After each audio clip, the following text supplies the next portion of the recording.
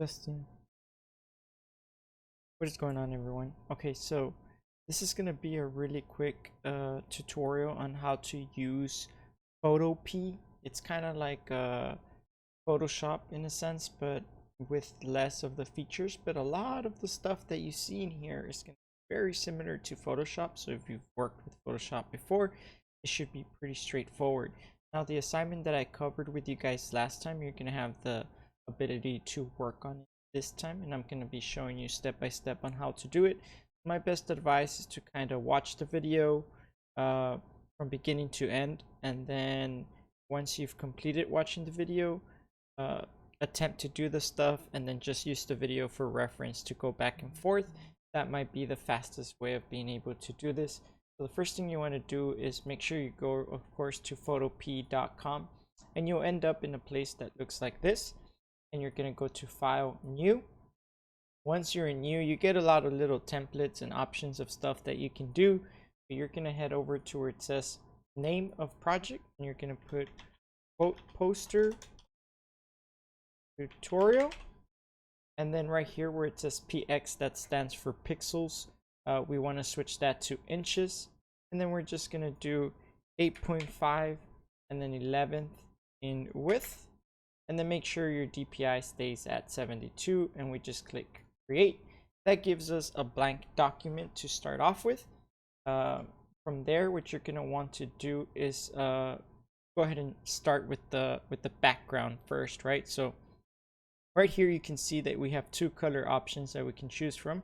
We have white, which we're gonna switch over to something gray. It doesn't have to be exactly like mine, just kind of try to aim for similar colors. But if you want the exact one, pause the video and those are the codes, and then you can press OK. And then I'm gonna go to this one, put it kind of like a dark gray. Again, here's the code if you want the exact number, but anything similar will be fine. And once you have those two colors selected, you can then head over to your gradient tool. Remember, this is the tool that allows you to create a gradient, go from one color to the next. If you don't see the gradient tool and you see the paint bucket, if you just leave it pressed and hold it, you will have the option to choose between either or. We're going to switch over to gradient tool. Head over to here and make sure you choose the first one, which should be the two colors that you have selected. And then instead of linear, we're going to do radial. Then we're just going to click and drag. You should see a little line that looks like that, and then you get this cool little gradient effect that you have right here. The next step that you're going to want to do is go ahead and go to open and place, and I'm going to place the image that I downloaded, which is this one, texture. This image is going to be available for you guys on Schoology, so you guys can go ahead and download it from Schoology and then just place it on here. And there's the image. I'm just going to go ahead and stretch it out a little bit so that it kind of fits in the frame right there. That's kind of good. And then just click that check mark to OK and confirm it. From there, I want to use my blend modes to blend this image with the background. So I'm going to go ahead and click right here where it says normal, and then head into these over here and just go ahead and click something like maybe overlay. I don't remember which one I used. Multiply, no. Screen. Yeah, screen looks pretty good. I like that one. You get to see it, but it's still pretty bright. Pretty light and not that crazy. The next thing we're going to go ahead and do is select our shape tool. Again, you can leave it pressed in case you don't see the rectangle. Select the rectangle right here. You notice that we have fill and stroke. The fill is currently set to red. You can change the color there, or you can probably change the color. I'm not entirely sure if here. Oh yeah, if you click here, you can move that around. But we don't want a fill, so we're going to put no fill for this one. We're going to head over to stroke, which is an outline of the actual image. Go to stroke and then just select color, because we do want a color. Select the color and then choose white. Press OK. Now when we do our shape, you can just do a little shape right here in the center. It will provide only a stroke. You will select this 4.4 that you see right here and make the stroke a little bit bigger. That looks pretty good to me, but notice how the blue line is in the center of this stroke. We want to make sure we change that. So we're going to head over to right here where it shows you the line and it says position. Instead of center, we're going to put inside. and that way now the blue line is on the outside, which allows us to be able to make it bigger or smaller. And if you don't see those little lines, you can go ahead and select right here where it says transform tools, that little check mark, just check it, and you can go ahead and stretch that off to the sides just like so. Perfect, right there. And then just click the little check mark so you can go ahead and okay that.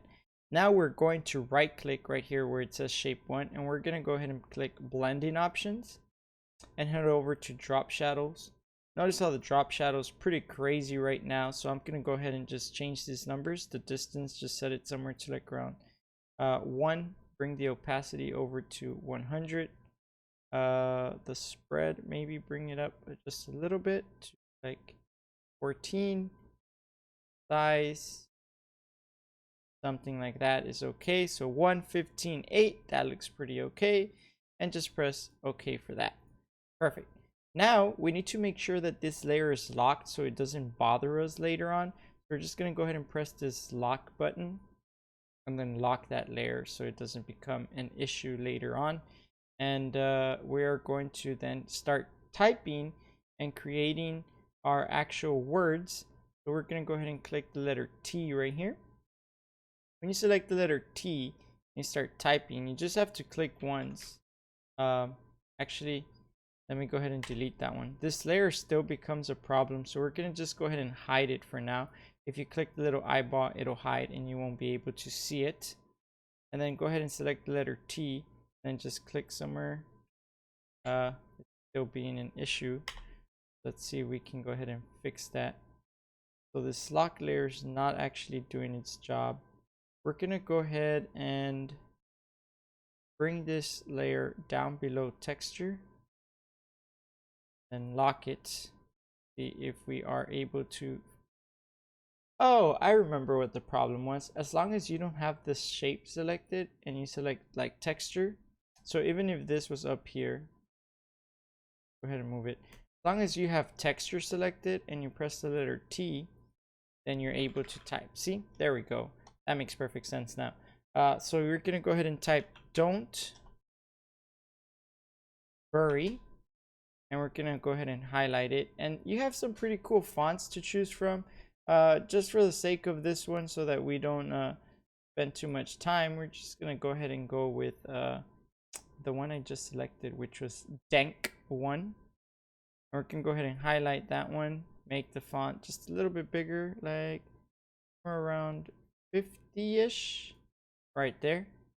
Go ahead and move that to the center. You will see some little red lines when it's centered. That's pretty good right there. And then again, I'm just gonna select the letter T, select it, and then come over here and change these letters to something kind of gray. 82, 82, 82 looks okay to me. It didn't change. You have to do it up here, so make sure you go to this one. So I'll just put 82, 82, 82 and click OK. There we go. That's good. So now we're gonna go ahead and just type again and put your failures, just like so. Highlight it and make sure we put center aligned right here. And then we're going to change the size of this to pretty big, just like that. Bring this, put it somewhere there. Perfect. We're going to go ahead and press the letter T again right here. And then highlight all this and then just bring this to a darker color, just like that. And here we go. Okay, cool. Now that we have this, don't bury your failures. If you hold Alt on your keyboard, you're able to use the same shortcuts as you did in Photoshop. So if you're holding Alt and you select your failures, you can actually make a copy of it and just bring it down. So we're going to bring it down to around here. And again, make sure they stay aligned. And we're just going to go ahead and type inspire you. Perfect. And then we're going to select the part where it says don't bury right here in your layers. Hold Alt and then bring that down. Make sure you keep it proportional. And we're just going to kind of center that in there right there. Press T right here. Then select it and just put let them. I'm going to put that in lowercase letters to make it a little bit different. Go to my shape tools, select the ellipse, make a little circle while holding shift. Make sure that instead of a stroke, we have a color, and that color is kind of dark there. Perfect. I'm gonna zoom into it using, so the way I'm zooming in is I'm using Control plus and Control minus. That allows you to zoom in, and if you press spacebar, you can move around while you're zoomed in. So that allows me to kind of put that one there, and I'm just gonna make a copy of it by holding Alt and moving it this way. I'm gonna bring this one over here. Now when I zoom out, I have let them right there. Pretty good. Move that a little bit. We always want to make sure that it looks centered. Now that you have that, then we can go ahead and grab our shape tool back to the rectangle. Make sure that this time it's white. Just kind of put a line right here. Make sure that line is centered.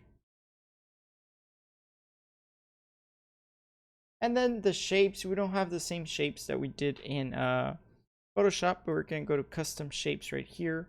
Go to this little window, and once they load up, we have these little shapes right here.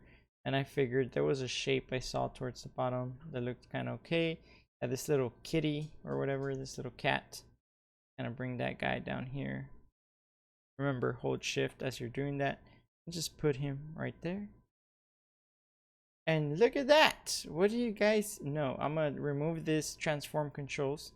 We have a very similar design as we did in Photoshop, but we now used PhotoPea, so we will be using this for the time being to kind of be able to do some of the work.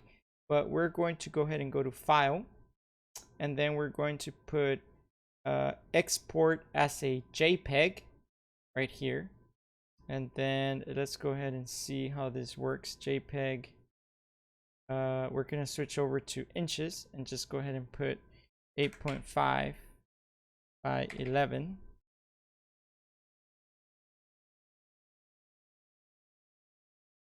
Oh yeah, that's the whole image. I'm not sure why it's not letting me like zoom out, but for quality, we'll go ahead and put 100% and then just click save.